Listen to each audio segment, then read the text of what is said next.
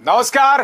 दावा तो यह किया जा रहा था अब की बार 400 पार, मगर जनता ने घमंड को जमीन पर नाको चने रगड़वा दिए दोस्तों, क्योंकि भारतीय जनता पार्टी अपने दम पर बहुमत हासिल करती नहीं दिखाई दे रही। कम से कम अगर हम रुझानों की बात करें, सबसे बड़ी खबर आ रही है उत्तर प्रदेश से, जहां पर अखिलेश यादव और राहुल गांधी साथ में प्रियंका गांधी यानी इंडिया गठबंधन ने एक तरह से नेस्तनाबूद कर दिया भाजपा को। करीब 43 सीटें 80 में से दिखाई दे रही हैं।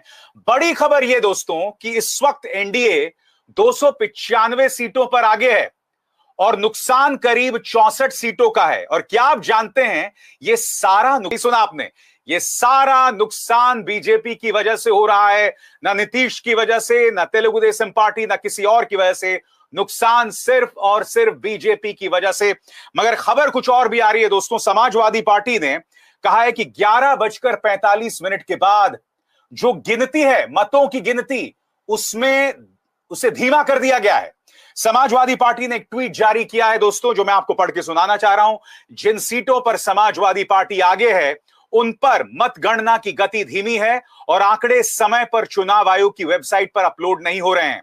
संज्ञान ले चुनाव आयोग, मतगणना की गति सुचारू रूप से चलती रहे और आंकड़ा समय पर उपलब्ध कराएं।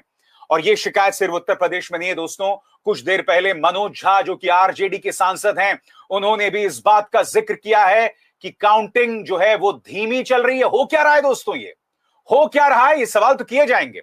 मैं आपको बता दूं, इस विशेष प्रसारण में मेरे साथ हैं भाषा और मुकुल। आप दोनों का स्वागत है। सबसे पहले मैं प्रतिक्रिया जानना चाहूंगा। उत्तर प्रदेश में समाजवादी पार्टी भाषा ये शिकायत कर रही है और वही बिहार में मनोज झा ने प्रेस कॉन्फ्रेंस किया है कि काउंटिंग बहुत धीमी गति से हो रही है। दिक्कत क्या है यहां पर भाषा?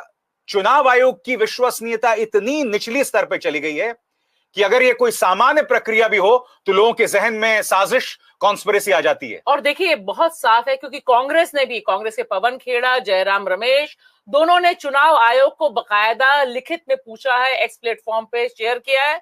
यानी एक बात बहुत साफ दिखाई दे रही है कि 11:15 के बाद से जो रिजल्ट आने की, काउंटिंग होने की जो प्रक्रिया है वो धीमी है। और इसमें बहुत स्पेसिफिक बात यह है कि स्पेकुलेशन इतना ज्यादा है, पूरा माहौल बन गया है ना। देखिए उत्तर प्रदेश ने तो माहौल बना दिया, बीजेपी के लिए अभी तो बहुत ही मुश्किल हो रही है। वो बार बार बोल रहे हैं कि इतने करोड़ लोगों ने मतदान दिया, अभी तो आधे ही का काउंटिंग होके बाहर आई है, अभी आप थोड़ा इंतजार कर लीजिए। ये जो इंतजार की बात हो रही है, वरना हम साधारण तौर पे जानते हैं अभी सर, इस समय बज रहा है 2:30। आप देखिए 2:30 बजे तक जो माहौल होता है, जिस तरह से रिजल्ट कंसोलिडेट होते हैं, और जहां भाजपा जीत रही है वहां तो आप अनाउंस करते जा रहे हैं, और जहां पर समाजवादी पार्टी या आरजेडी या कांग्रेस, वहां पर जो गति धीमी हो गई है, तो सवाल तो उठेंगे और चुनाव आयोग को तुरंत सामने भी आना चाहिए। और ये सवाल मुकुल इसलिए उठ रहे हैं क्योंकि कल हमने चुनाव आयोग की प्रेस कॉन्फ्रेंस में देखा था, सारी ताने, सारे आलोचना आप विपक्ष की मांग पर कर रहे थे,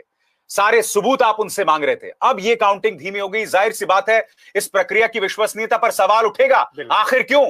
बिल्कुल, क्योंकि सभी पार्टियां, जितनी विपक्षी पार्टियां हैं, इंडिया अलायंस के खासतौर से कांग्रेस, आरजेडी, समाजवादी, इन तीनों की शिकायत यह है कि भाई काउंटिंग धीमी हो गई है। कई जगह से ट्विटर पे आ रहा है, अब मैं पुष्टि नहीं कर सकता कि वहां इंटरनेट डाउन हो गया है, कहीं इंटरनेट को काट दिया गया है, यानी कहीं किसी प्रत्याशी के जो पोलिंग जो काउंटिंग पर एजेंट बैठते थे उन्हें रोक दिया गया।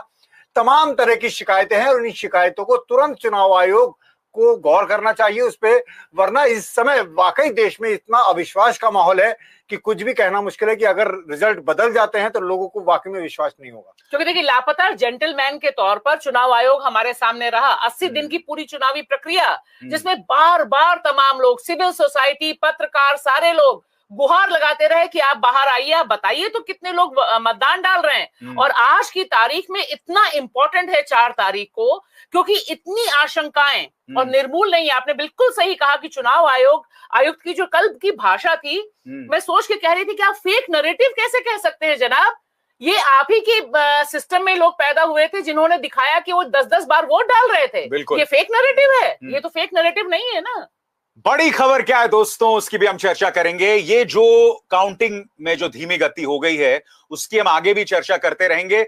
और मुकुल, मैं चाहूंगा जो जो जानकारी आपको मिलती रहे वो भी आप हमारे दर्शकों तक पहुंचाएं। मगर बड़ी खबर क्या है दोस्तों, जिस पर आपको गौर करने की जरूरत है। इस वक्त भारतीय जनता पार्टी रुझानों के हिसाब से देखें तो उसे 62 सीटों का नुकसान हो रहा है। 62 सीटों का नुकसान।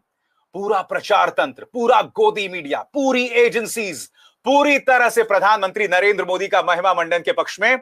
मगर एनडीए नीचे जा रही है तो भाजपा की वजह से। मगर क्या आप ये सुगबुगाहट किसी गोदी मीडिया में सुन रहे हैं? नहीं सुन रहे हैं। खबर यही है दोस्तों, एनडीए अगर नीचे जा रही है तो भाजपा की वजह से। यानी कि कहा जा सकता है ये सीधा सवाल किसी और पर नहीं भाषा, ये सीधा सवाल प्रधानमंत्री नरेंद्र मोदी की लोकप्रियता पर है। बिल्कुल अवतार स्वरूपी जो प्रधानमंत्री हैं, क्योंकि इन चुनावों ने एक और चमत्कार देखा है अभिसार। हमें हमेशा याद रखना चाहिए कि इन चुनावों की वजह से मोदी जी बायोलॉजिकली पैदा नहीं हुए, तो अवतार उन्होंने ग्रहण कर लिया, अपनी मां को दरकिनार कर दिया। जिस मां के नाम पे वो तमाम तरह से वोट मांगते रहे, नोटबंदी में मां को खड़ा कर दिया। तो ये सब कुछ करने के बाद आपने बिल्कुल सही कहा। और देखिए जो म फैक्टर उन्होंने इस्तेमाल किया पहले चरण से लेकर 7वें चरण तक, यानी मुसलमान मुसलमान, मंगलसूत्र, मटन, मुजरा, मतलब क्या क्या शब्द इस्तेमाल नहीं किए मोदी जी ने, उसके लिए अलग से चर्चा होगी। सब कुछ करने के बाद अगर 60-62 सीटों का नुकसान हो रहा है तो ये तो सीधे सीधे मोदी जी की छवि पर सवाल है ना, उनकी क्रेडिबिलिटी पे सवाल है। क्योंकि उन्होंने अपने अलावा तो किसी को मंच पे भी जगह नहीं दी। यहाँ पे बाकी राज्यों में जो अच्छा कर रहे हैं वो तो वहां के जो क्षेत्रीय दल है उनकी वजह से परफॉर्मेंस बीजेपी का अच्छा हुआ है। वरना तो और गुजरात और मध्य प्रदेश तो एक लाइन में है। बिल्कुल वो तो बिल्कुल दूसरे ढंग का एक स्टेट बन गए हैं जहां पर मोदी मैं कहिए या भाजपा मैं कहिए माहौल बना रहता है। सब कुछ करने के बाद और मीडिया 400 पार का नारा लगाते हुए, एक मीडिया चैनल बताइए, मैं तो यहां से दावा करती हूं जो कॉर्पोरेट मीडिया है जिसने 10-10 बार इंटरव्यू न लिया हो मोदी जी का और यह ना बताया हो कि अवतार स्वरूपी प्रधानमंत्री 400 पार के बाद भारत को कैसे आगे बढ़ाएंगे। हम आज चर्चा कर रहे हैं तीसरे टर्म की, वहां तो पहले ही बात हो गई थी कि आप तीसरे चरण में क्या करने जा रहे हैं। और आप जानते हैं यहाँ मुकुल, जो सबसे बड़ा झटका भाजपा के लिए, इन्हें झटका मिल रहा है उत्तर प्रदेश से। वो उत्तर प्रदेश जहां राम मंदिर की प्राण प्रतिष्ठा हुई, वो उत्तर प्रदेश जो कि राजनीतिक जमीन है प्रधानमंत्री नरेंद्र मोदी की, वो उत्तर प्रदेश जहां पर मुख्यमंत्री आदित्यनाथ का भी दमखम है। वहां पर इस वक्त अगर हम देखें तो 42 से 43 सीटों पर समाजवादी पार्टी इंडिया गठबंधन है, यानी कि समाजवादी पार्टी और कांग्रेस का गठबंधन। दूसरा बड़ा झटका उन्हें लग रहा है पश्चिम बंगाल से, जहां ममता बनर्जी ने नेस्तनाबूद कर दिया भाजपा को। तो आप वहां पर बढ़त बना रहे हैं जो आपकी सही मायने में राजनीतिक जमीन थी मुकुल। बिल्कुल भाई, मध्य प्रदेश, गुजरात ये तो वो है ही, लेकिन इंडिया गठबंधन ने जिस तरह से टीएमसी ने बंगाल में अपनी मजबूत रखी जमीन और अखिलेश यादव ने यूपी में, तो ये जो बढ़त बनाई है ये वाकई में, और ये बहुत ज्यादा निर्णायक हो सकती थी अगर ये जो अभी शिकायतें आ रही हैं ये भी निर्मूल नहीं है। क्योंकि मैं कह रहा हूं कि अभी पिक्चर बहुत बाकी है, क्योंकि 2:30 बजे में वैसे आमतौर पर 2:30 बजे तक पूरा रुझान सेट हो जाते थे कि ये होने जा रहा है। मगर ये हमारे जहन में डाउट्स इसलिए हैं क्योंकि अचानक जो काउंटिंग धीमी हो गई है जी, इसलिए हमारे जहन में ये पहले से था कि इस बार हम बिल्कुल चौकस रहेंगे। और इस बार मैं बता दूं दर्शकों को, सिर्फ राजनीतिक पार्टियां चौकस नहीं है, सिविल सोसाइटी जिन्होंने जो भारत की एकता अखंडता में विश्वास रखते हैं, मोहब्बत भाईचारे में, वो लोग खुद लगे हैं, बड़ी निगाह रखे हैं। तो इस तरह की लगातार सोशल मीडिया पे देखिए शिकायतें मिल रही हैं। उन शिकायतों को अगर कुछ खेला हो जाता है तो फिर कुछ भी कहना मुश्किल है। समानांतर तौर पर कुछ और खबरें भी आ रही हैं। चंद्रबाबू नायडू क्या किंग मेकर साबित हो सकते हैं, क्योंकि टीडीपी ने विधानसभा से लेकर लोकसभा दोनों जगह शानदार प्रदर्शन किया है। एनडीए की लाज 2 लोगों ने बचा ली, चंद्रबाबू नायडू और नीतीश कुमार, जिनसे बिल्कुल भी उम्मीद नहीं थी। नीतीश कुमार का परफॉर्मेंस बिहार में तो बीजेपी से भी बेहतर है। वहां पर तेजस्वी पर भी सवाल उठ रहे हैं, उसकी चर्चा हम बाद में करेंगे। मगर चंद्रबाबू नायडू से जहां तक मुझे पता है प्रधानमंत्री नरेंद्र मोदी अमित शाह संपर्क साध रहे हैं। वहां यह भी खबर आ रही है कि शरद पवार और सीताराम येचुरी भी जो है बात कर रहे हैं। यानी कि पर्दे के पीछे राजनीति जो है वो चल रही है, कोई भी सत्ता में आ सकता है। भाषा ऐसे में दांव बहुत तेजी से चल रहा है और ये मुझे बहुत अच्छी बात लगी कि इंडिया गठबंधन भी दांव खेलने में पीछे नहीं है। और ये दांव खेलना बहुत जरूरी है। टीडीपी का जो इतिहास रहा है और जिस तरह से हम बात कर रहे हैं जनता दल यू नीतीश बाबू के बारे में, वो पलटू राम के तौर पे मशहूर ही है भारतीय राजनीति में। तो दोनों की महत्वाकांक्षाएं राष्ट्रीय राजनीति में बहुत तगड़ी हैं।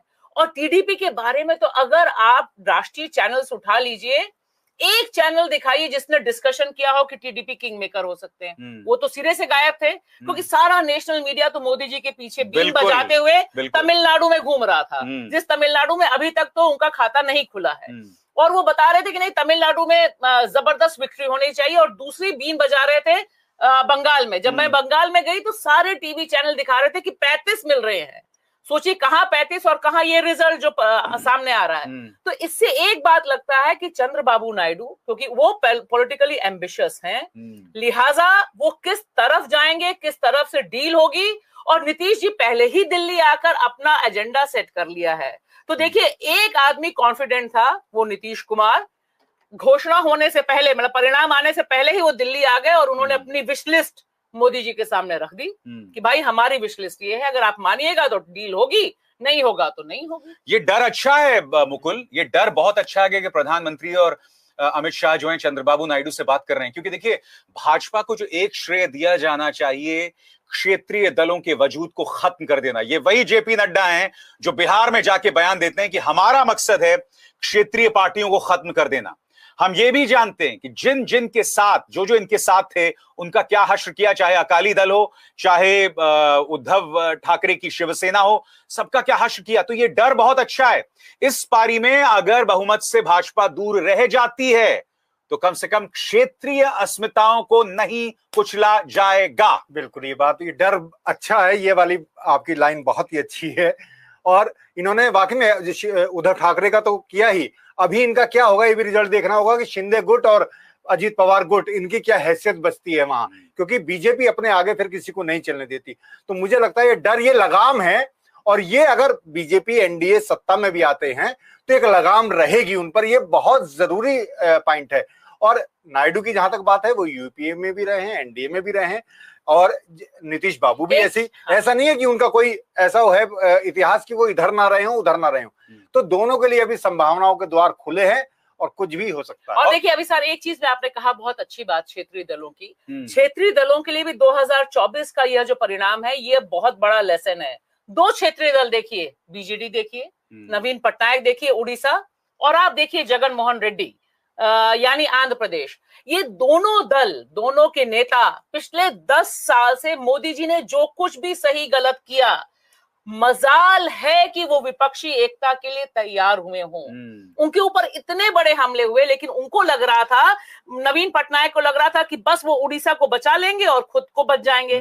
कहानी खत्म हुई। उड़ीसा नहीं बचा पाए वो, क्योंकि मैं अपने दर्शकों को बता दें कि उड़ीसा में जो नतीजे आ रहे हैं वो भाजपा के पक्ष में आ रहे हैं, चाहे विधानसभा हो लोकसभा। यानी कि आप विपक्ष के साथ नहीं गए, जरूरी मुद्दे नहीं उठाए, कटघरे में नहीं रखा भाजपा को, आज ना खुदा ही मिला ना विसाल सनम। और यही हाल जगन मोहन रेड्डी का आप देखिए। आंध्र प्रदेश, बार बार लोग अपील हो रही थी कि भाई इतना बड़ा क्राइसिस है, कॉन्स्टिट्यूशन का सवाल है, विपक्ष के साथ आइए, वो तैयार नहीं हुए। और हमें नहीं भूलना चाहिए बीआरएस, जिनके आधार पर तेलंगाना में इस समय भाजपा के वोट बढ़े हैं, वह भी लगातार डायलेमा में रही। उसको लगा कि गठबंधन नहीं आएगा। तो ये एक बहुत बड़ी सबक और सीख तमाम क्षेत्रीय दलों के लिए है कि अगर आप हाथ नहीं मिलाएंगे तो इस ऑनस्लॉट को आप नहीं झेल पाएंगे। क्या आपको लगता है ये एक स्वर्णिम मौका है क्षेत्रीय दलों के पास मुकुल? क्योंकि जैसे मैंने कहा, हमने देखा क्षेत्रीय दलों का क्या हालत कर दी गई है, और निशाने पर सभी क्षेत्रीय दल हैं। एक बार आपने भाजपा से जुदा रास्ता अपनाया, आपको नेस्तनाबूद कर दिया जाएगा। आपके सामने कई मिसालें हैं, शिवसेना को नोच दिया, एनसीपी को नोच दिया, केजरीवाल को जेल में है। तो क्या ये एक स्वर्णिम मौका है क्षेत्रीय दलों के पास? नहीं, ये बिल्कुल, ये 2024 का जो जनादेश आ रहा है या आएगा, वो वाकई में क्षेत्रीय दलों के लिए भी एक सबक है, एक लेसन है। क्योंकि उनसे अलग जुदा रास्ते की बात अलग है, लेकिन उनके साथ भी जो रहे हैं उनका भी क्या, उन्होंने किस तरह से मटियामेटू ने किया है, धीमे धीमे धीमे। तो पहले ये तो आप कह रहे हैं, ये तो आडवाणी के जमाने से था, उनकी एक चाहत थी कि 2 ही पार्टियां होनी चाहिए। वो 2 पार्टी वाला सिस्टम हमेशा चाहते रहे, और इसलिए और मोदी जी एक कदम आगे हैं कि एक ही पार्टी रहनी चाहिए।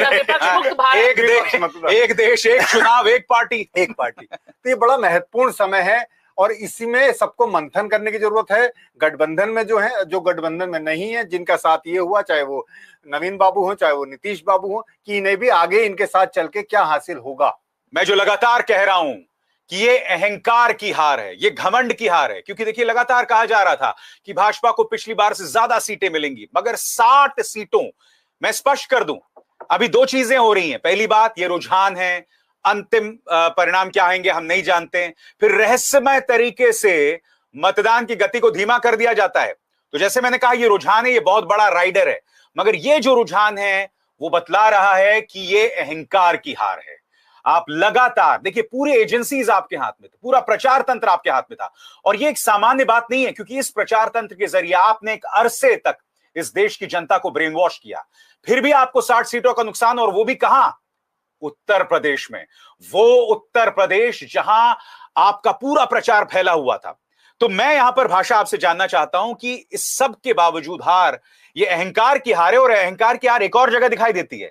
स्मृति ईरानी जी, मैं वही बुरी तरह से पिछड़ी हुई है। मैं बता रही हूँ। मैं क्या क्या तस्वीरें बताएं? इस समय 72,000 वोटों से वह पीछे चल रही हैं, स्मृति ईरानी, जिनकी अघोषित जो बीट थी या मंत्रालय था वो राहुल गांधी को ट्रोल करना था। तो इस समय देखिए, वो 72,000। मैं इसमें करेक्ट कर दूं, बिल्कुल जो चुनाव आयोग की साइट है, जो चुनाव आयोग की, 1,18,027 वोट से स्मृति ईरानी पीछे हैं किशोरी लाल से। अच्छा, हाँ। आज का दिन कितना भारी होगा मैडम पे। मतलब देखिए, स्मृति जी की दिक्कत क्या है मैं आपको बताता हूं। उनमें ईगो इस कदर भरा हुआ है, सवालों के जवाब नहीं देते, क्योंकि जो उनसे सवाल पूछता है उनसे इस कदर बौखलाती हैं वो। उनका, जैसे भाषा कह रही थी, उनका एकमात्र काम था राहुल गांधी को ट्रोल करना, दैट्स इट। राहुल गांधी को सिर्फ 50,000 से हराया था उन्होंने, 50-55 से। और किशोरी लाल अगर उन्हें 1 लाख से हरा देते हैं तो ये भी एक देखने वाला बात है। ये भी बहुत अच्छी बात रही अभिसार कि राहुल गांधी और कांग्रेस ने जो पॉलिटिकल मैच्योरिटी दिखाई कि उन्होंने इस पूरी सीट को इररेलेवेंट कर दिया। यहां से राहुल गांधी खड़े होते तो पूरे समय वही टसल चलती रहती, तमाम लोग समझाने लगे थे, लेकिन उन्होंने बिल्कुल सही संदेश दिया कि मैं नहीं, मेरा व्यक्ति आपसे मुकाबला करेगा, मैं वहां जा रहा हूं। और वायनाड से भी बहुत इंपॉर्टेंट लीड ली हुई है इस समय राहुल गांधी ने।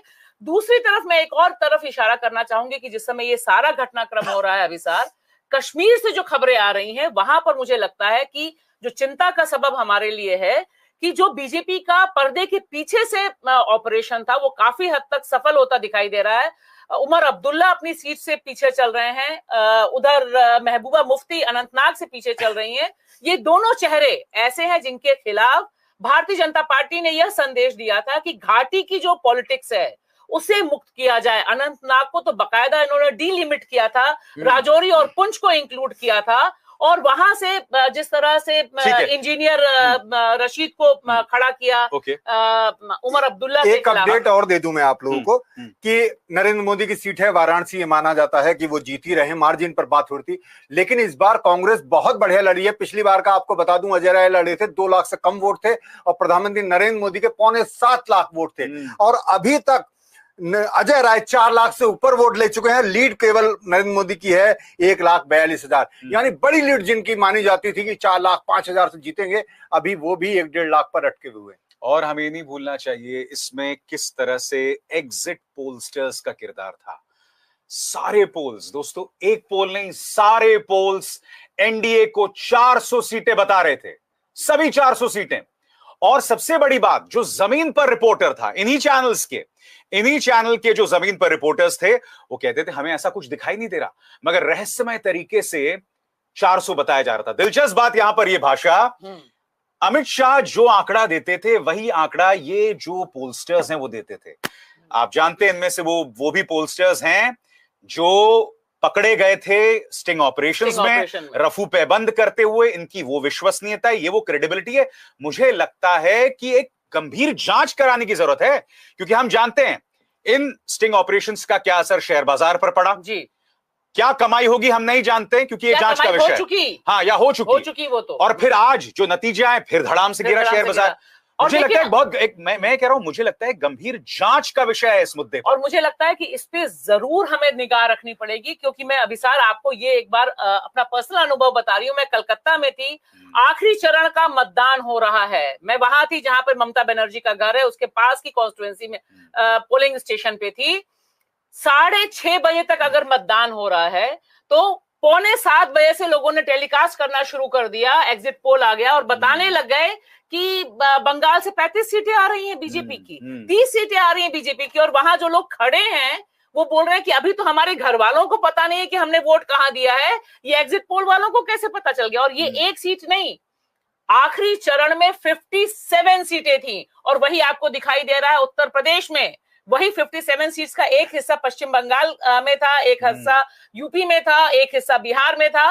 और आप देखिए कि इन तीनों जगहों पे 7 चरणों में मतदान था, 7 चरण अभिसार, रिकॉर्ड है, भारत के इतिहास का सबसे लंबा चुनाव है। मोदी जी ने दावा किया है कि एक देश एक चुनाव कराएंगे, ये चुनाव अभी तक इतना बड़ा, जिसको इलेक्शन कमीशन ने कहा कि भाई हमें और 1 महीना कम करना चाहिए था, सारा खेल जो एग्जिट पोल का हुआ है, क्योंकि इसी से ये आशंका है, जो मतदान की काउंटिंग अभी धीमी हो गई है, वह आशंका भी इसीलिए जताई जा रही है कि कहीं ऐसा तो नहीं कि एग्जिट पोल को ही सही कराने के लिए सिस्टम कहीं से ऑपरेट कर रहा हो। और एग्जिट पोल पे एक बात मैं भी जोड़ दूं, एक तो मुझे बहुत एग्जिट पोल मुझे जरूरत नहीं लगती, क्योंकि 3 दिन तो थे बीच में, क्या एग्जिट पोल की जरूरत है, नतीजे आने हैं। दूसरा, रीपोल भी होता है, वो तो 6:30 और 6 बजे की बात कर रहे हैं। कल जब चुनाव आयुक्त बात कर रहे थे, बोले हम डाटा कहां से दें, अभी तो रीपोल हो रहा है कई जगह। तो रीपोल से भी पहले एग्जिट पोल आता है। मुझे लगता है कि वो भी, क्योंकि कई जगह मैं बताऊं अभिसार, बिहार में तो मैंने खासतौर से यूपी में 2-2 हजार, 1-1 हजार, 100 वोटों से जीत हार हुई है। तो रीपोल पर भी अगर आपने पहले ही कह दिया इतनी बड़ी जीत हार हो रही है, तो रीपोल जहां 1000 वोट है या एक बूथ पर 2000 वोट है, उस पर भी असर पड़ता है। मुझे लगता है कि इस पे सोचना चाहिए कि एग्जिट पोल पर भी रोक लगनी चाहिए।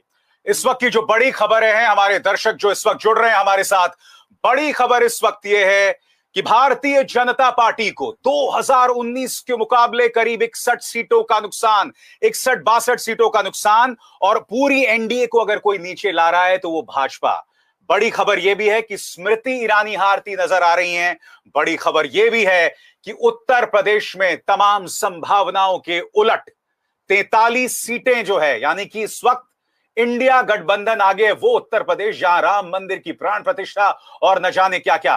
मगर खबर यह भी आ रही कि 12 बजे के बाद जो है काउंटिंग को स्लो कर दिया गया है। ये तमाम चीजें हैं जो हमारे जहन में कई शक पैदा करते हैं। और जो हम बात कर रहे हैं एग्जिट पोल्स की, यहां पर भाषा, तमाम जो एग्जिट पोलस्टर्स के एक क्लियर लिंक दिखाई देते हैं भाजपा के साथ, उसे हम नजरअंदाज नहीं कर सकते। फोटो भी नहीं भूल सकते आप, वो फोटो भी चल रही थी सोशल मीडिया पे। और सवाल ये है अभिसार कि इस तरह से आपने सबने चुनाव बहुत कवर किए हैं, इस तरह से एक ही लाइन पे।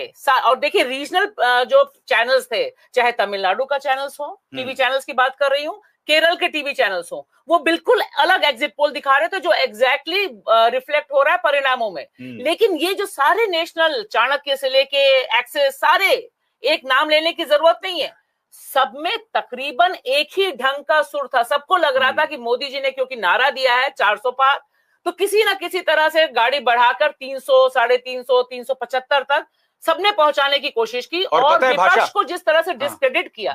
और तमिलनाडु खास तौर से मुझे इतनी हैरानी हुई, मैंने तमाम अपने दोस्तों को फोन करके कहा जहां मैं तमिलनाडु में गई कि आप लोग तो ये बता रहे थे, यहाँ तो एग्जिट पोल दिखा रहा है कि 10-10 सीटें मिल रही हैं, अन्नामलाई जीत रहे हैं। उन्होंने कहा हमें बिल्कुल भरोसा है अपने लोगों पर, लोगों ने वोट मोदी जी को नहीं दिया है, बीजेपी को वोट नहीं दिया है, और वही परिणाम हो रहा है। लेकिन खेल बहुत बड़ा है जिसपे इन्वेस्टिगेशन होना चाहिए कि ये एग्जिट पोल किस तरह से दिमाग सेट करता है। और मुकुल एक अपडेट दे दूं, क्योंकि अभिसार ने राम मंदिर का बार बार जिक्र उत्तर प्रदेश के संदर्भ में किया है। तो उत्तर प्रदेश जहां अयोध्या है, जहां राम मंदिर बना है, वो जिला, वो फैजाबाद लोकसभा सीट के अंतर्गत आता है, और उस सीट पर समाजवादी पार्टी लगातार बढ़त बनाए हुए है। वहां से समाजवादी पार्टी के हैं अवधेश प्रसाद और बीजेपी के लल्लू सिंह, जो जीतते आ रहे थे लगातार। मार्जिन इस समय 15,000 से 15,500, बहुत ज्यादा आंकड़ा नहीं है, बहुत आंकड़ा नहीं है, इसमें आगे पीछे हो सकता है। आगे पीछे हो सकता है, लेकिन लगातार बढ़त बनाए हुए हैं समाजवादी पार्टी। और ये हमें नहीं भूलना चाहिए, लल्लू सिंह वही व्यक्ति हैं जिन्होंने संविधान बदलने की बात की थी। और सिर्फ लल्लू सिंह नहीं, भाजपा के तमाम बड़े नेता, और इसी मुद्दे को पकड़कर ये संजीवनी साबित हुई इंडिया गठबंधन के लिए। इसे मुद्दे को पकड़कर राहुल गांधी, अखिलेश, तेजस्वी लगातार हमला बोल रहे थे। तो फैजाबाद मेरे हिसाब से भाषा 2 लिहाज से महत्वपूर्ण है, धार्मिक स्तर पर, और जो संविधान को लेकर पिच रही है इंडिया गठबंधन की, उसकी भी जमीन यहीं से उभर कर आती है। और देखिए इन दोनों मुद्दों पर अभिसार, जिस तरह से राम मंदिर पर बकायदा विपक्ष पर निशाना साधा गया कि वह हिंदू विरोधी है, वह इतने बड़े सेलिब्रेशन में शामिल नहीं हुआ, एक शुरू से लेकर आखिरी तक, पहले चरण से आखिरी चरण तक अगर आप भाषणों का पूरा सीरीज देखें मोदी जी का, सिर्फ मोदी जी का देखिए, अमित शाह जी को छोड़ भी दीजिए, योगी जी को छोड़ भी दीजिए, तो आप देखेंगे कि वे लगातार इस बात पे लोगों को कन्विंस करने की कोशिश कर रहे थे कि दरअसल इंडिया गठबंधन, जिसे वो इंडी गठबंधन कहते हैं, वो हिंदू विरोधी है। और यह पिच मुझे लगता है अयोध्या ने साबित कर दी कि आपने जिस तरह से कम अभी तमाम विपरीत परिस्थितियों, क्योंकि यहां पर हमें ध्यान रखना होगा 2024 का चुनाव विपक्ष के लिए बहुत मुश्किल, मीडिया नहीं, पैसा नहीं, प्रचार नहीं, अवधारणा बनाने की इंडस्ट्री नहीं, फेक न्यूज नहीं, बैंक अकाउंट फ्रीज कर दिए गए, नेता जो जेल में हैं इस सब के बावजूद, भूलने नहीं, हमें बार बार याद रखना चाहिए, अरविंद केजरीवाल जेल में है बतौर सीएम और हेमंत सोरेन रिजाइन करके जेल में गए हैं। और मैं आपको बता दूं, एक जो खबर आ रही है वो डॉक्टर प्रणॉय रॉय के हिसाब से, जो मेरे गुरु हैं उनके हिसाब से, और ये बहुत ही अहम आंकड़ा है, वो बता रहे हैं कि 2019 के मुकाबले एनडीए के वोट शेयर में 3% की गिरावट आई है और इंडिया गठबंधन के वोट शेयर में 11% की उछाल आई। अब एनडीए का वोट शेयर 45% है और इंडिया गठबंधन का 41% है, और ये बावजूद इसके कि आपके बैंक अकाउंट फ्रीज, आपके नेताओं पर हमला, आपके नेताओं का चरित्र हनन, मीडिया मुद्दे नहीं उठा रहा था। इनफैक्ट मीडिया तो मुद्दों को धता बता रहा था। आपको याद होगा जब एग्जिट पोल आया था तो वो कौन तिहाड़ी पत्रकार है जो ये कह रहा था कि नहीं, ये एग्जिट पोल साबित कर रहे हैं कि बेरोजगारी, महंगाई नहीं, इनको शर्म तक नहीं आती है मुकुल। अच्छा, और मैं तो आपको कहूं कि आप तो, क्योंकि एक आंकड़ा है 303 का, उसमें से घटा के 240, आप 60-63 की बात कर रहे हैं, पर मैं तो अभी कह रहा हूं क्योंकि एग्जिट पोल और जो उनका नारा था 370, अगर उससे लगाएं तो आप 130 सीट पीछे हैं अगर आप लगाएं, और 400 पार वाले से लगाएं तो उससे भी आप 100 सीटें करीब पीछे हैं, 125। तो एक तो ये वाली बात इसमें मुझे जोड़नी थी। दूसरी मैं बताऊं कि जो हम बात कर रहे हैं लगातार, 3 बजने वाले हैं, मेरठ से, जो अभी आप फैजाबाद की, मेरठ से अरुण गोविल ने बीजेपी की थोड़ी सी बढ़त ली है। अब ये वाली जो बात है 1000 को 1500 से बढ़त ली है अब जाकर, तो आप जो विपक्ष को शंकाएं भी हैं उन्हें भी बल मिलता है कि ये क्या दोपहर बाद क्या खेला हो सकता है, क्यों हो सकता है, क्योंकि 3 बजे तक रुझान लगभग सेट हो जाता है कि ये रिजल्ट आने वाला है। उसमें थोड़ा बहुत घटत बढ़त हो जाती है, लेकिन ये इसलिए मुझे लगता है कि इस समय बहुत गौर लगता है। अभी बात कर लीजिए कि प्रज्वल रवन्ना अभी पीछे चले जा रहे हैं लगातार। मैं उसकी बात करूंगा, मगर ये जो बता उन्होंने जिक्र किया विपक्ष की जो आशंकाएं, क्योंकि देखिए हमने चंडीगढ़ के मेयर चुनावों में देखा वो तो खुले कैमरे में लोकतंत्र का चीरहरण। फिर हम ये नहीं भूल सकते बिहार के चुनाव के दौरान कम से कम 5 या 6 ऐसी सीटें थी, तेजस्वी यादव का दावा था कि उन्हें उस पर जीत मिल गई थी, उनसे नोच ली गई वो बैलेट जीत है। हाँ, तो मैं आपसे कहना चाह रहा हूं कि देकर वापस ले लिया गया। मैं आपसे ये कह रहा हूं यहाँ पर भाषा, मुझे लगता है अब आने वाले अगले 5, 6, 7, 8 घंटे विपक्ष के काउंटिंग एजेंट्स, उनके लॉयर्स, उन्हें खासा सक्रिय होना पड़ेगा, क्योंकि आजाद भारत के इतिहास में ये जो उपलब्धि भाजपा की रही है वो किसी की नहीं रही है। उन्हें बहुत ज्यादा सक्रिय रहना पड़ेगा, उनके लॉयर्स और उनके काउंटिंग एजेंट्स। और देखिए शायद यहीं पर हमें याद रखना चाहिए कि जो वोटों की चौकीदारी का एक स्लोगन दिया सिविल सोसाइटी ने, जिसमें तकरीबन 300 कॉन्स्टिट्यूएंसीज पर इस तरह के विजिलेंस दस्ते मौजूद हैं, जहां पर ये वही लोग बता रहे हैं कि इंटरनेट बंद हो रहा है, वही लोग बता रहे हैं कि इंटरनेट स्लो हो रहा है। तो ये सारी ये जरा डिटेल में बताइए, जो इंटरनेट बंद होने की शिकायतें कहां से आ रही हैं, क्या मुद्दा है, बताएं। देखिए अभी तक तो 2 जगह से आई हैं, जिसमें उत्तर प्रदेश की 2 जगह से समाजवादी पार्टी के लोगों ने सोशल मीडिया पे डाला है, इस प्लेटफॉर्म पे डाला है कि इंटरनेट स्लो हो जा रहा है। कई जगह लोग कह रहे हैं कि बंद हो जा रहा है, और उनको आशंका है इस बात की कि इसको बड़े पैमाने पर एग्जीक्यूट उत्तर प्रदेश में किया जाएगा, इसीलिए वो पहले से ही इस आशंका को जता रहे हैं। और देखिए विपक्ष ने एक काम इस बार बहुत अच्छा किया है, पहले से ही सारी आशंकाओं को पब्लिक डोमेन में डाल दिया है। उन्होंने बताया कि ये हो सकता है। इस बात की सतर्कता रखनी जरूरत है, एक एक वोट की निगरानी करनी जरूरत है। आप ये मत सोचिए कि आपको लीड मिल गई, आप रिलैक्स हो जाइए। आपको तब तक देखना है जब तक काउंटिंग हो जाए, जब तक मुहर ना लग जाए, और तब भी उन्होंने कहा है जब वो अनाउंस ना हो जाए। तो ये सारी, तभी तो हमें खबरें पता चल रही है अभी सार कि 11:15 के बाद से काउंटिंग कम हो गई है, जहां से बीजेपी के देखा जाए मुकुल, कितने शर्म की बात है।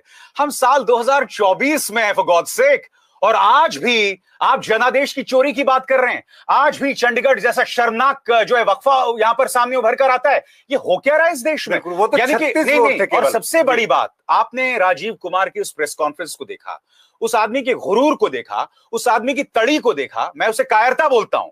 तुम में हिम्मत नहीं है वही सवाल सत्ता से पूछने की। यही सुप्रीम कोर्ट ने कहा था, हमें ऐसा चुनाव आयोग चाहिए जो प्रधानमंत्री की आंखों में आंख डाल के सवाल कर सके।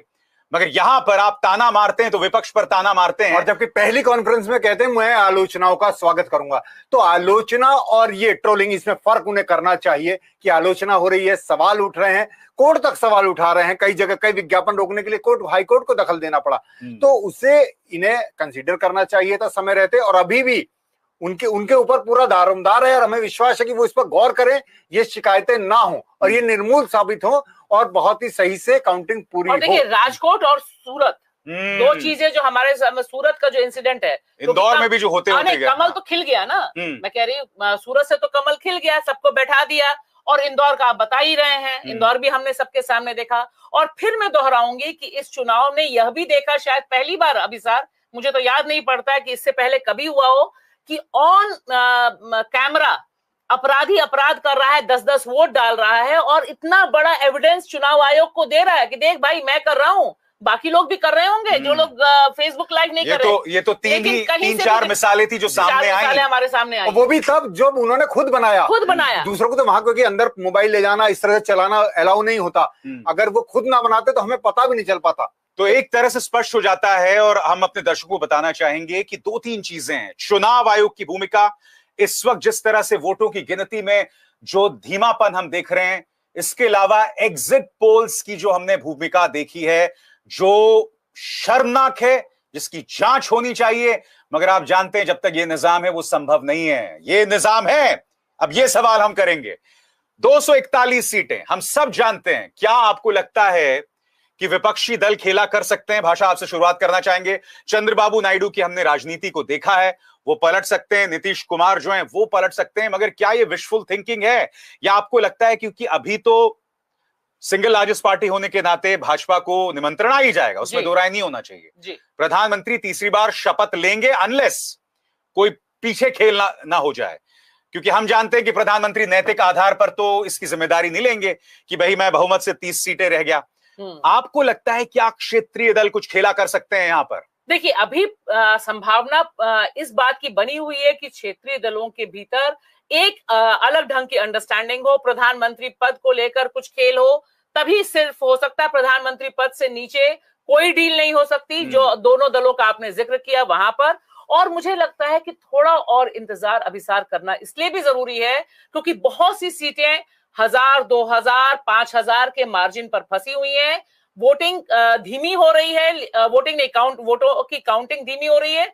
लिहाजा ये जो एप्रीहेंशन है वह बहुत तगड़ा होता जा रहा है कि कहीं खेल दूसरी तरफ से ना हो जाए, क्योंकि अगर 10 सीटें और भाजपा की कम होती हैं, अभी 60-62 सीटों का नुकसान है, अगर वो 72-75 सीटों पे की कमी पर जाता है तो निश्चित तौर पर अपोजिशन के लिए खेलने के लिए काफी बड़ा ग्राउंड है। क्योंकि एक बात दिल से सब जानते हैं, तमाम विपक्षी दल, तमाम जो एनडीए के पार्टनर्स भी रहे हैं, कि मोदी जी और अमित शाह जी के शासनकाल में उनकी कुछ भी चली नहीं। तो अगर उस पे इंडिया गठबंधन कुछ खेल पाए तब हो सकता है, लेकिन उसके लिए जरूरी है कि बीजेपी 10-15 सीटें और नुकसान। मगर इसका एक दूसरा पहलू भी है यहां पर, क्योंकि होगा क्या यहां पर मुकुल, कि अगर वो सरकार बना लेते हैं तो एजेंसीज, आप जानते हैं प्रधानमंत्री नरेंद्र मोदी या भाजपा का जो है सबसे रिलायबल साथी रहा है, उन्हीं एजेंसीज, उसी धन बल, वही जो सीक्रेट इलेक्टोरल बॉन्ड्स,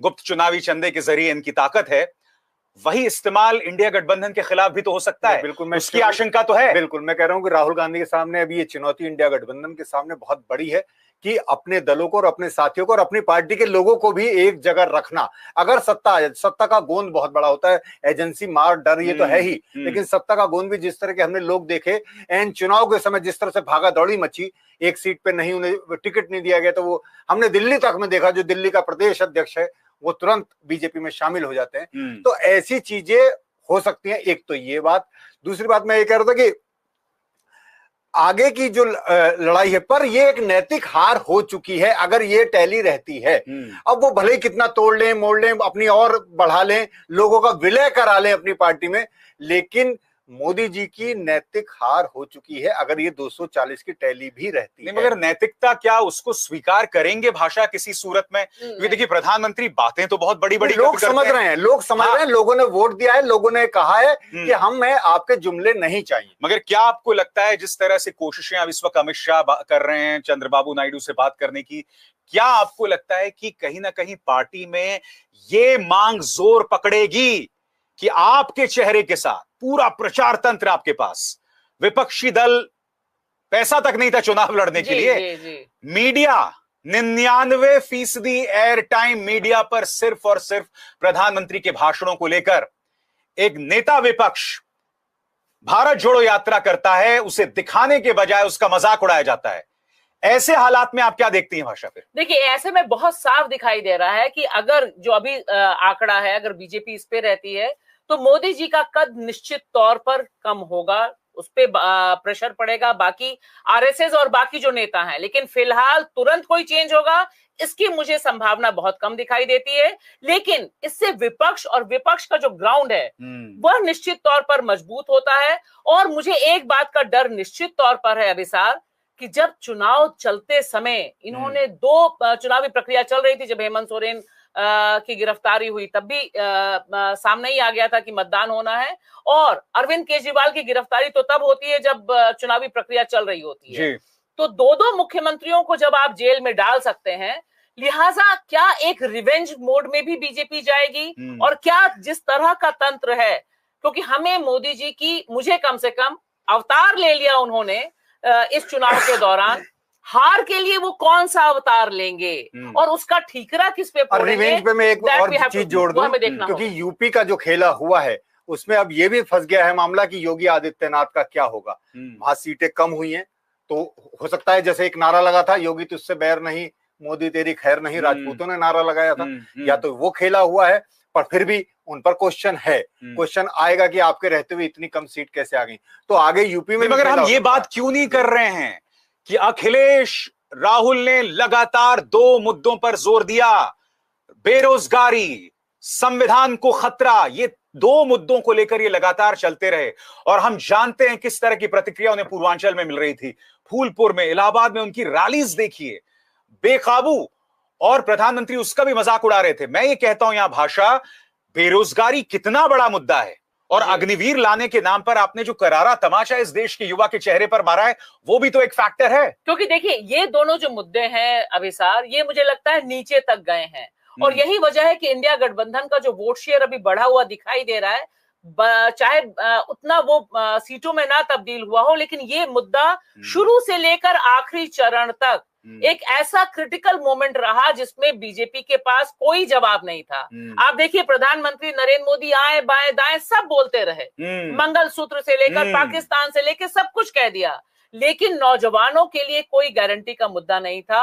और सबसे बड़ा टेस्ट केस मुझे लगता है इस चुनाव की जो सबक है कि वह बना उत्तर प्रदेश, जहां गंगा मैया ने बुलाया था प्रधानमंत्री नरेंद्र मोदी को, और वो पूरी तरह से कॉन्फिडेंट थे कि बनारस तो मेरा ही है। और उसको याद कीजिए किस तरह से अखिलेश बार बार बोलते थे कि आप तो क्योटो बना रहे थे, हम क्योटो में भी जीत सकते हैं। तो ये एक पूरी लहर चली बदलाव की उत्तर प्रदेश में, उसका असर निश्चित तौर पर प्रधानमंत्री नरेंद्र मोदी के भविष्य पर पड़ना चाहिए। मैं एक चीज यहां पर मुकुल रखना चाहता हूं बात, जब प्रधानमंत्री का भाषा का स्तर हर गुजरते दिन के साथ गिरता जा रहा था, वो शुरुआत करते हैं जब आप अपने ही नागरिकों को घुसपैठिया बताते हैं, ज्यादा बच्चा पैदा करने वाला बताते हैं, उसके बाद अब मटन मछली मुगल तक, यानी कि एक व्यक्ति मछली खा रहा है, आपने उसे मुगलों के अत्याचार के साथ जोड़ के देख दिया।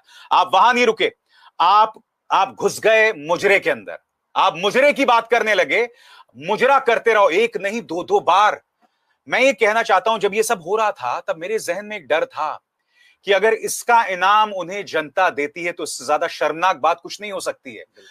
मगर ये जो 60-63 सीटें कम हो रही हैं, कम से कम ये दिखाई दे रहा है कि ऐसा नहीं है, ऐसा नहीं है।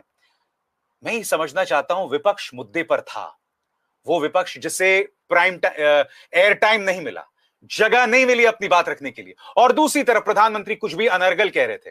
मैं समझना चाहता हूं क्या जनता ये देख रही है नहीं, मैं वही कि देश का जो सबसे लोकप्रिय चेहरा है वो कैसी बातें कर रहा है। विपक्ष ने मुद्दा उठाया, लेकिन जैसे मैं की बात कही मटन मछली पर, मैं से महंगाई शब्द मोदी जी ने नहीं बोला।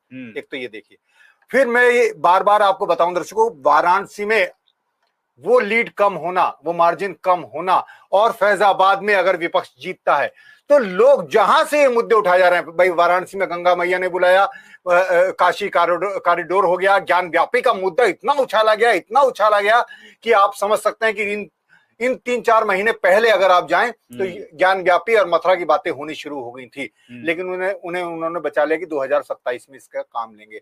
लेकिन जो वहां के रहने वाले लोग हैं, हम लोग तो सब कर रहे हैं, अयोध्या में राम मंदिर बन गया, अयोध्या वाले से पूछे उनके सामने क्या मुसीबतें हैं, तभी ये रिजल्ट आ रहा है। वाराणसी वाले से पूछे उनके सामने क्या मुसीबतें हैं। तो लोगों ने अपनी मुसीबतें, जनता ने भी चुनाव लड़ा है, और जनता के मुद्दे विपक्ष ने उठाए और विपक्ष को सहयोग जनता ने दिया। तो ये इससे साबित होता है कि अगर हम सही मुद्दों पर रहें आखिर तक तो परिणाम बदल। और आप जानते हैं भाषा क्या चीज थी? धार्मिक मुद्दों के सामने, राम मंदिर के सामने, धर्म से जुड़े मुद्दों के सामने अगर आप दूसरे मुद्दे उठाते थे तो आपको धर्म विरोधी बताया जाता था। एक अरसे से इस देश के अंदर चुनाव लड़ा गया है गरीबी के मुद्दे पर, भ्रष्टाचार के मुद्दे पर। अरे आपने 2014 की जो सरकार पलटती हो तो भ्रष्टाचार के आरोपों के पलटी ना। मगर दिलचस्प बात यह है कि जब आप वो मुद्दे उठाते थे तो आपके पालतू मीडिया से लेकर भाजपा का नेता बोलता था, अरे धर्म मुद्दा नहीं है, 370 नहीं हटा दिया हमने। यानी कि जो बुनियादी मुद्दे हैं जनता के, उसे कुचला जा रहा था भड़काऊ मुद्दों के नाम पर, और पूरी की पूरी तरह से एजेंडा सेटिंग करने की कोशिश हुई। अभिसार, अगर आप ध्यान से देखिए, सारे जो प्राइम टाइम डिबेट हैं, तमाम अखबारों में जो कॉलम्स छपे, और अंत में हमें नहीं भूलना चाहिए अभिसार, 2024 का चुनाव शायद मोदी जी भी जिंदगी भर याद रखें, क्योंकि पूरी उम्र उन्होंने इतने इंटरव्यू नहीं दिए जितने इस दौरान दे। 7 चरण के चुनाव, यानी मोदी जी के इंटरव्यू की बरसात हो गई। एक अखबार को, मुझे याद नहीं पड़ता कभी ऐसा हुआ होगा इतिहास में, एक अखबार 2-2, 3-3 बार इंटरव्यू ले रहा है। ऐसे बुला के इंटरव्यू दिए जा रहे हैं। बनारस में the great interview Rubika Liyaquat के द्वारा, जहां वो अवतार रूप लेते हैं। तो ये सारा जो माहौल चल रहा था, यानी जहां उनके भाषणों का टेलीकास्ट है, उसके बाद फिर उनके इंटरव्यू का टेलीकास्ट है। आप ये देखिए, मतलब 100% गारंटी थी कि पब्लिक परसेप्शन में अगर कोई नाम जाए तो वो सिर्फ मोदी का नाम जाए। उसके बाद अगर ये हाल है, मैं कह रही हूं कि अगर मान लीजिए 50-50% मीडिया डिवाइडेड होता, तब रिजल्ट क्या होता अभी साहब? मुद्दा अगर लोगों तक पहुंच रहा होता, मैं कह रही हूं विपक्ष उठा रहा था, नहीं मगर मैं कह रहा हूं आप ये 50-50% की बात क्यों कर रहे हैं? हम अमेरिका नहीं है, यहाँ कोई डेमोक्रेट रिपब्लिकन सिस्टम नहीं है कि एक तरफ CNN है एक तरफ फॉक्स है। ये एक ऐसा देश का मीडिया है जो हमेशा बुनियादी तौर पर एंटी एस्टैब्लिशमेंट रहा है। हम 2014 से भूल गए एक पूरा अन्ना आंदोलन किस तरह से उठा था, मीडिया की वजह से उठा था ना।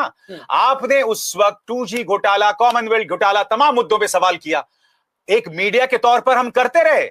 इसलिए मैं ये 50-50% बात समझ आती। खाली इसलिए कह रही हूं, मैं कह रही हूं कि देखिए इतनी चीजें आई, दुनिया की सबसे बड़ी रिश्वतखोरी इसी समय सामने आई, इलेक्टोरल बॉन्ड्स। अगर मीडिया कायदे से खबर कर रहा होता इस पे, तो अन्ना हजारे वाला घोटाला कुछ नहीं था उसके आगे। बताइए ये इलेक्टोरल बॉन्ड्स वाला मुद्दा अगर कवर होता, नीचे तक पहुंचता, तब सोचिए कितनी सीटें कम हो गई होती बीजेपी की। बहुत अहम बात यहाँ भाषा कर रही है और इस पर मैं थोड़ा वक्त देना चाहूंगा, मगर ये मुझे याद दिलवाइएगा अगर मैं भूल जाऊं तो। इसके बाद हम चर्चा करेंगे महाराष्ट्र और राजस्थान की, क्योंकि वहां पर भी बहुत दिलचस्प नतीजे आ रहे हैं। मुद्दों की हम बात करेंगे, भ्रष्टाचार से जुड़ा मुद्दा हमारे सामने, सीक्रेट इलेक्टोरल बॉन्ड्स का मुद्दा था। साफ तौर पर इस हाथ दे इस हाथ ले दिख रहा है। तुम पैसा दो हम तुम पर रेड नहीं मारेंगे, तुम पैसा दो हम तुम्हें गिरफ्तार नहीं करेंगे, दिख रहा था। दूसरी तरफ हमें याद है 2014 से पहले 2G स्कैम वगैरह वगैरह, सुप्रीम कोर्ट के एक जजमेंट पे सारी बातें कर दी।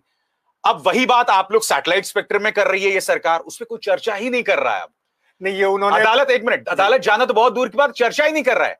ये पता चलता है कि प्रचार तंत्र मीडिया का क्या किरदार है कि सीक्रेट इलेक्टोरल बॉन्ड्स जैसा घपला, उसकी ना चर्चा ना जनता में उसकी कोई गूंज। मीडिया ने पहले से तय कर रखा था, ये जो हम मेन स्ट्रीम मीडिया जिसे गोदी मीडिया भी लोग कहते हैं, उसका ये एजेंडा था कि हम मोदी जी के खिलाफ नहीं करेंगे, मोदी जी का फैक्ट चेक नहीं करेंगे, मोदी जी से सवाल नहीं करेंगे, मोदी जी की तपस्या भी हम दिखाएंगे, मौन साधना। नहीं, मैं एक मिनट, मैं रोक दूं आपको यहाँ। मैं नहीं भूला हूं पापा की एक परी ने जब प्रधानमंत्री साधना कर रहे थे चुनाव आयोग के दिशा निर्देशों की धज्जियां उड़ाते हुए, उन्होंने ट्वीट किया था साधक जी, साधक।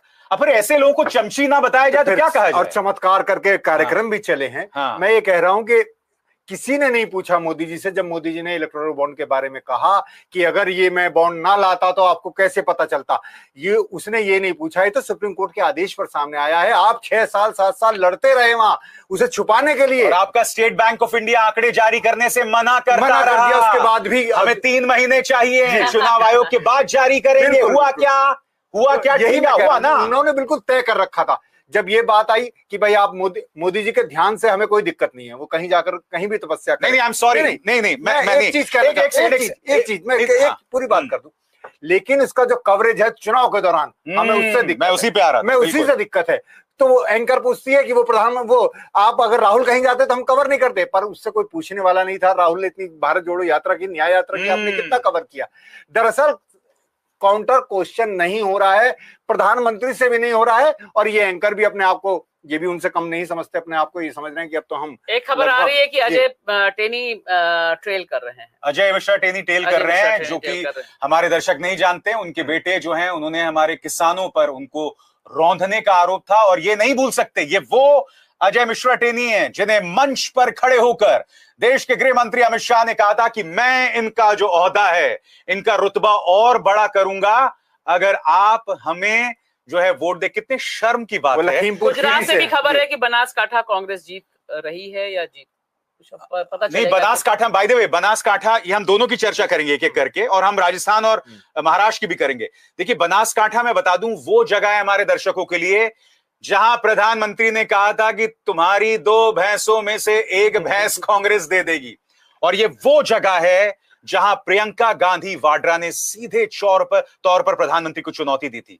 इस लिहाज से इसके मायने काफी हैं बनासकाठा के। जी, गुजरात के बनासकाठा से नहीं, उन्होंने राजस्थान में कहा। हाँ, यहाँ भी रिपीट, नहीं, यहाँ पर कही थी वो बात, यहाँ पे भी रिपीट की थी। मैं गुजराती में उन्होंने ये बात कही थी, तुम्हारी 2 भैंसों में से 1, एक उनको दे देंगे और फिर घर उनको दे देंगे। तो मुझे लगता है कि ये काफी दिलचस्प डेवलपमेंट है कि गुजरात में अगर जीत रही है और गुजरात से 2 से 3 सीटों पे कांग्रेस लीड करते हुए दिखाई दे रही है, तो एक चीज जो दिखाई दे रही है विशाल की, खास तौर से वो इलाके, क्योंकि हमारे लिए भी बहुत तवज्जो वाले इलाके हैं, जहां से मोदी जी ने इस तरह के महान नफरती भाषण दिए, जहां से शुरुआत की। तो राजस्थान में भी जहां उन्होंने कहा मंगलसूत्र, वहां बीजेपी की स्थिति अभी तक अच्छी नहीं है। हाँ, मैं अपने दर्शकों को 1 मिनट बता दूं, राजस्थान में 14 सीटों पर बीजेपी आगे और 10 सीटों पर कांग्रेस आगे। वो राजस्थान जहां पिछली 2 लोकसभा चुनावों से सुपड़ा साफ हो गया था, वहां अगर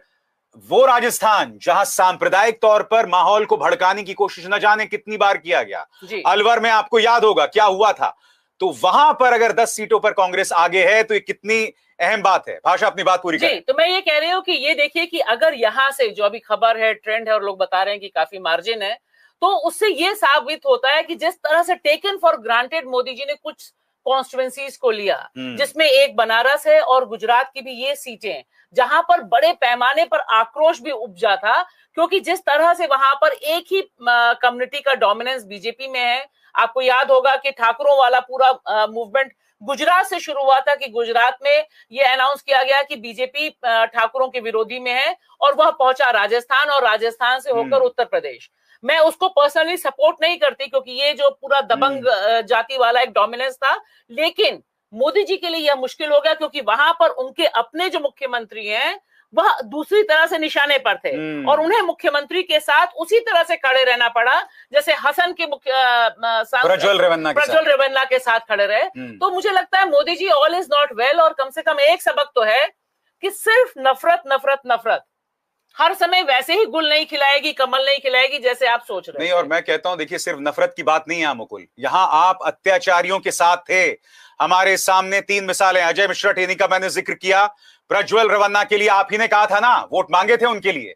आपके हासन के जिला अध्यक्ष लगातार आपसे कहते रहे कि इन्हें टिकट ना दिया जाए, आप उनके साथ थे, हम नहीं भूले।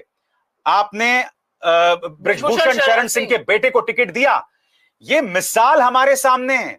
एक बलात्कारी राम रहीम हर बार आप पैरोल पर रिहा कर देते हैं, इस बार आप नहीं कर पाए क्योंकि कोर्ट ने तलखी दी। तो न सिर्फ आप नफरती भाषण का इस्तेमाल करते रहे, आप नफरतियों के साथ खड़े रहे, आप महिला सम्मान, महिला अस्मिता की धज्जियां उड़ाते रहे।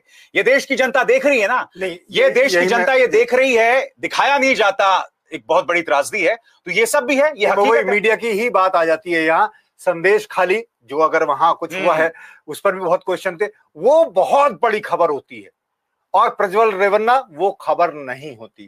तो ये जो बेटी बचाओ बेटी पढ़ाओ और बेटी सम्मान की बात मोदी जी ने की, तो इसलिए लोगों को वो खोखली लगती है कि भाई एक मुद्दा आपके लिए इतना बड़ा, बीजेपी के लिए भी और मीडिया के लिए भी, जो मुद्दा बीजेपी के लिए बड़ा है वो मीडिया के लिए बड़ा है।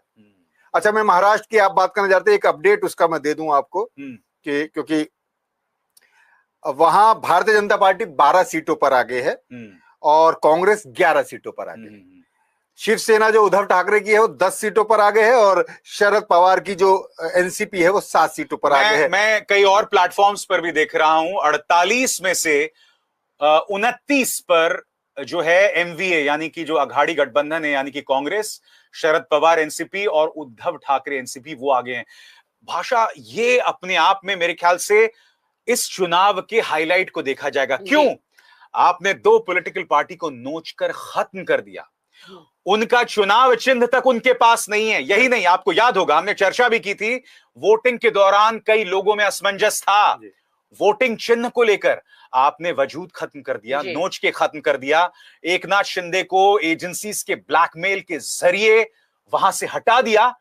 बावजूद इसके, अगर आपकी बढ़त है इस वक्त 29 सीटों पर, उद्धव ठाकरे, शरद पवार और कांग्रेस आगे हैं और उनसे बहुत पीछे जो है बीजेपी और इसका मतलब एक और है अभिसार कि आप साफ साफ देखते हैं कि Maharashtra is the biggest washing machine. Bharatiya Janata party की वॉशिंग मशीन तो अद्भुत है, जहां पर आप तमाम भ्रष्टाचारियों के खिलाफ, जिनको अजित पवार के खिलाफ 7,000 करोड़ का मामला है, आप बोलते हैं, आप यहां लेकर आते हैं और उनको क्लीन चिट कर देते हैं।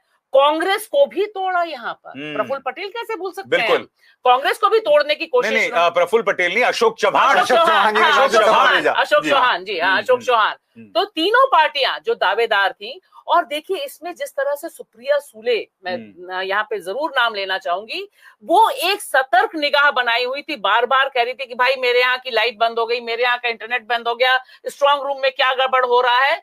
इससे यह अलर्ट जारी हुआ कि आपको अपने ईवीएम मशीनें जहां रखी हैं वहां की भी सतर्क निगरानी करनी है।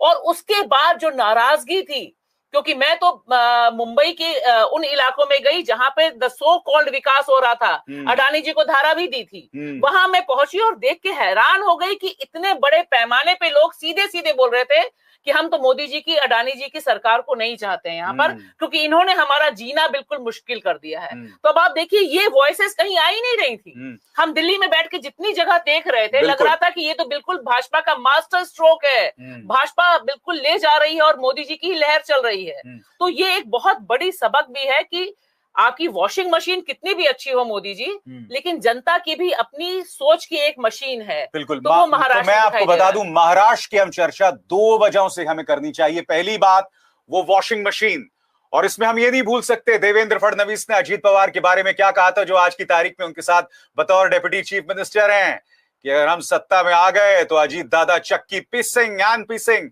आज धर्मेंद्र शर्मिंदा होंगे उनके इस बयान को लेकर। छगन भुजबल, अशोक चौहान आदर्श हाउसिंग घोटाला, प्रधानमंत्री मंच से खड़े होकर कह रहे थे एक जमाने में 2019 में कि इन्होंने सैनिकों का अपमान किया था। और फिर नारायण राणे, पूरी लंबी चौड़ी लिस्ट है।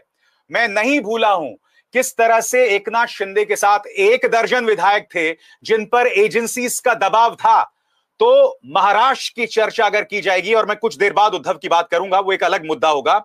महाराष्ट्र की चर्चा की जाएगी कि किस तरह से प्रधानमंत्री का जो उन्होंने भ्रष्टाचार पर दावे किए कि मैं करप्शन के खिलाफ गारंटी हूं, वो पूरी तरह से एक्सपोज हो गया है। बिल्कुल, वो तो पूरी तरह से एक्सपोज हुआ। जो वॉशिंग मशीन की भी बात की, पर मुझे ये हैरत है, कई जगह इतने इंटरव्यू आए, उसमें इस पर लेकर कोई सवाल या हमलावर पत्रकार नहीं दिखा।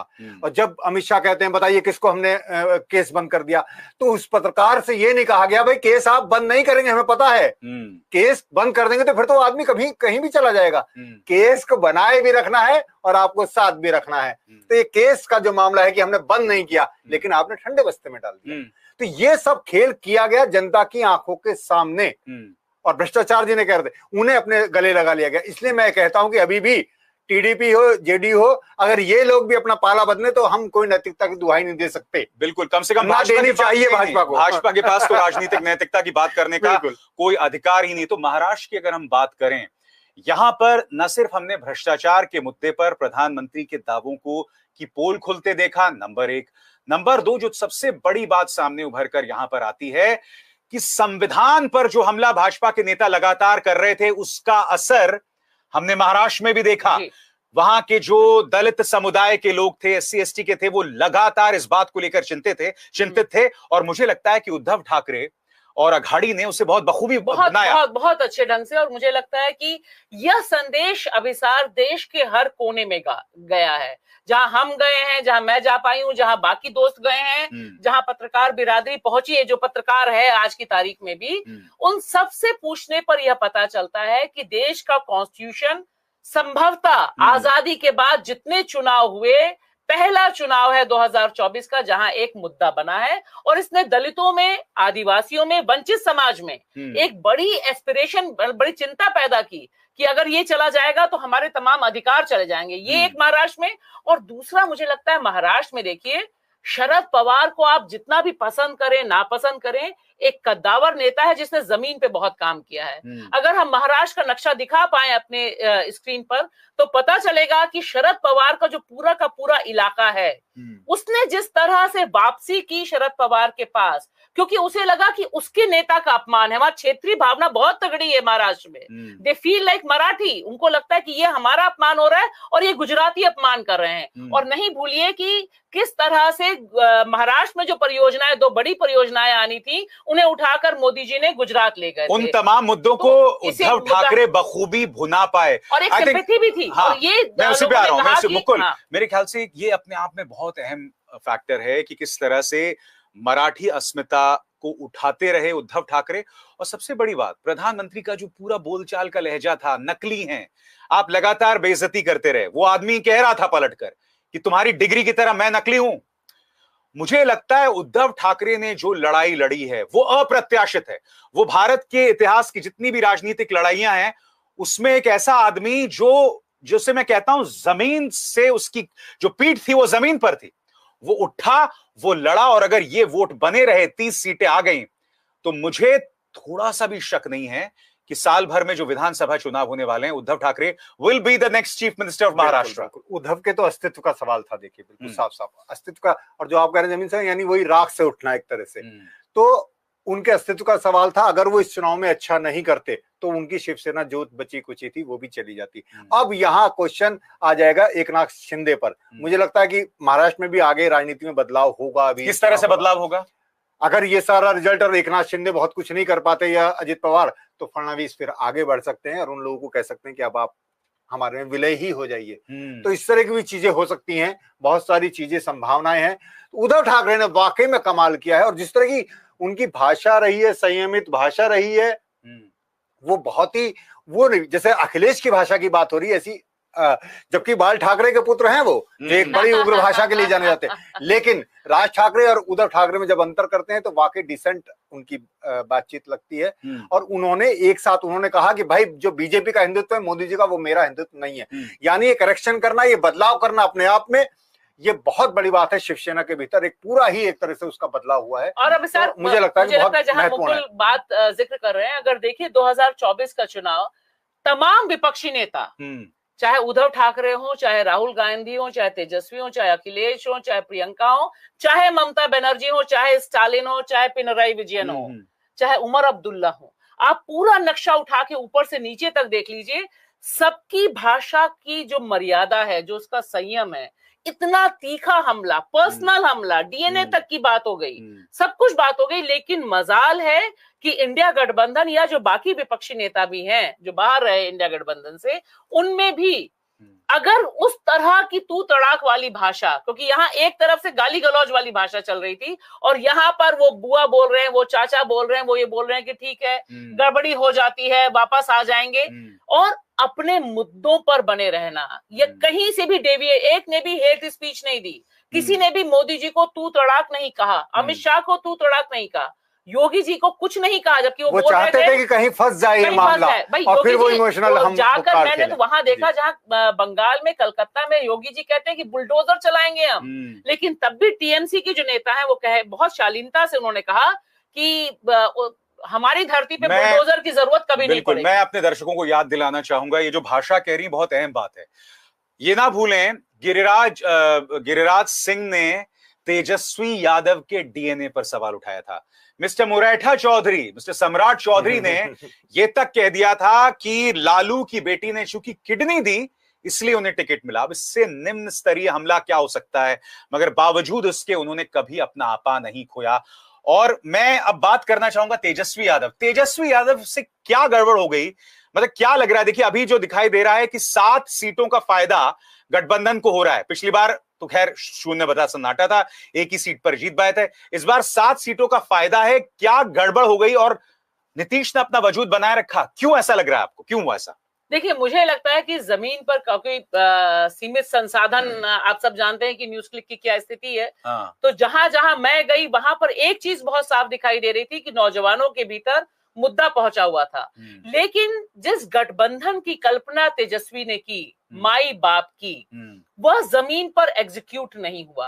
और वहां पर जो नीतीश है, क्योंकि नीतीश बहुत खामोशी से काम किए, आप देखिए कि वो मोदी जी के साथ खड़े रहे और एक लाइटमैन की तरह भी काम करते हमें दिखाई दिए। पटना में जो रोड शो हुआ, उनका लाइमलाइट उस तरह की नहीं मिली, लेकिन उनका जो जातिगत समीकरण था, जो दबंग जातियां लालू और तेजस्वी से नफरत करती हैं, क्योंकि वहां नफरत वाला हिसाब है, उनको लगता है कि ये आ जाएंगे तो यही डोमिनेट कर लेंगे। उनको ईबीसी के साथ, यानी जो इकोनॉमिकली बैकवर्ड क्लास का जो पूरा समीकरण नीतीश ने पैदा किया था, वो तकरीबन 6% स्विंग लाता है। और चुनाव में 6% स्विंग बहुत इंपॉर्टेंट मुझे लगता है। अभी तक के जो ट्रेंड है उसने रोल अदा किया है। तेजस्वी निश्चित तौर पर एक बड़े लीडर, बड़े मास पुलर के तौर पे सामने आए, एजेंडा सेट किया, लेकिन वोट पड़वाने में मुझे लगता है ये परिणाम बता रहे हैं कि वोट उनके मुद्दे पे नहीं पड़ा। हालांकि भाकपा माले जिस तरह से आरा और काराकाट से अभी तक लीड अख्तियार की हुई है, दोनों ऐसे कैरेक्टर्स हैं, सुदामा प्रसाद आरा से और काराकाट से राजा राम, ठीक है। इन दोनों के बारे में बहुत कम चर्चा मीडिया में थी, लेकिन वहां पर जमीन पर जो भूमिहीन और अति पिछड़ा सामने आया और यादव वोट उसको मिले हैं, उसी की वजह से लीड है। तेजस्वी का जलवा भाषणों में था, स्पीचेस में था, टकाटक, टनाटन, फटाफट सब कुछ था, लेकिन ऐसा लगता है कि उनको वोट में तब्दील करने का जो मैकेनिज्म होना चाहिए था, जो अखिलेश ने पैदा किया, वह वहां एक मिनट मुझे ये भाषा का तर्क इसलिए थोड़ा सा हल्का लग रहा है क्योंकि भाई विधानसभा में तो आप सिंगल लार्जेस्ट पार्टी थे ना, और विधानसभा में ये ना भूलें भाषा, आप लिटरली आखिरी कुछ हफ्तों में उतरे थे, फिर भी आप सिंगल लार्जेस्ट पार्टी बनकर उभरे। यहां लोकसभा में आपके साथ सहानुभूति थी, आपकी कमर टूटी हुई थी, वो मेहनत आप कर रहे थे, साथ में लालू, साथ में क्या कहते हैं, राहुल गांधी, प्रियंका गांधी वाड्रा, वो भी आपका साथ दे रहे थे। फिर भी इसके चलते अगर तेजस्वी यादव यहां कमाल नहीं कर पा रहे हैं तो कई सवाल खड़े कर रही है। तो एक मुझे ये अभी इनकी जब बात सुनते हुए मुझे ख्याल आया कि मुझे लगता है कि बिहार की जनता यूपी की जनता की तरह अभी इतनी परेशान या उतनी पीड़ित नहीं है जैसे योगी का बुलडोजर है। देखिए बिल्कुल एक वर्गीय है, उसका एक पूरा उनका एक वर्गीय पूरी एक राजनीति है। तो वहां नीतीश से मुझे लगता है कि इतना अभी वो परेशानी नहीं हुई, तो तेजस्वी के पक्ष में अब हो सकता है कि विधानसभा में उनके पक्ष में चीजें वैसे मैं जाए, बात 8 लेकिन सीटों पर इस वक्त गठबंधन आगे है। आरजेडी को 4 का फायदा, कांग्रेस को 2 का फायदा और सीपीआई एमएलएल को 2 सीटों का फायदा इस वक्त ये दिखाई दे रहा है। देखिए, हमें ये समझना, मुझे लगता है नीतीश की राजनीति और योगी आदित्यनाथ की राजनीति का भी फर्क है कि जनता वहां अखिलेश की तरफ गई और वहां उतना तेजस्वी की तरफ नहीं गई। हमारे जो दर्शक इस वक्त मेरे प्लेटफॉर्म और न्यूज क्लिक पर हमारे साथ हैं, मैं आपको बतलाना चाहूंगा ये नतीजे जो आ रहे हैं क्यों अहम हैं, क्योंकि ये ना भूलें इससे पहले एग्जिट पोल्स में सभी ने 400 पार कह दिया था, भाजपा को दिखा भी रहे थे 380 से 400, लगभग सभी एग्जिट पोल्स। आज यहां पर भाजपा को 63 सीटों का नुकसान, सिर्फ भाजपा को। दूसरी बड़ी खबर, एनडीए नीचे जा रहा है नीतीश या फिर तेलुगु देशम पार्टी या अन्य सहयोगी दलों की वजह से नहीं, एनडीए नीचे जा रहा है बीजेपी की वजह से। बीजेपी को नुकसान सबसे ज्यादा हो रहा है उत्तर प्रदेश में, जो उसकी राजनीतिक जमीन है, जहां उसके पास 2 अहम राजनीतिक ब्रांड है, जिसमें एक प्रधानमंत्री नरेंद्र मोदी हैं और दूसरी तरफ योगी आदित्यनाथ। तो ये तमाम पहलू हैं जिस पर हम जो है इसे हम नजरअंदाज नहीं कर सकते। बीजेपी को नुकसान यहां पर हो रहा है। ये तो राजस्थान, माफ कीजिएगा, गुजरात और मध्य प्रदेश में सूपड़ा साफ हो गया कांग्रेस का, जहां उसने बिल्कुल भी मेहनत नहीं की थी कि आप बच गए। और यहां पर अगर बराबरी का मुकाबला हो जाता तो भाजपा इस वक्त महज 210 या 211 सीटों पर आगे होती। तो मैं आपको बता दूं, अपने मंच पर और न्यूज क्लिक के मंच पर भी हम लगातार चुनावों से जुड़ी खबर आप तक पहुंचाते रहेंगे। कहीं मत जाइएगा। अभिसार, भाषा और मुकुल को दीजिए इजाजत। नमस्कार।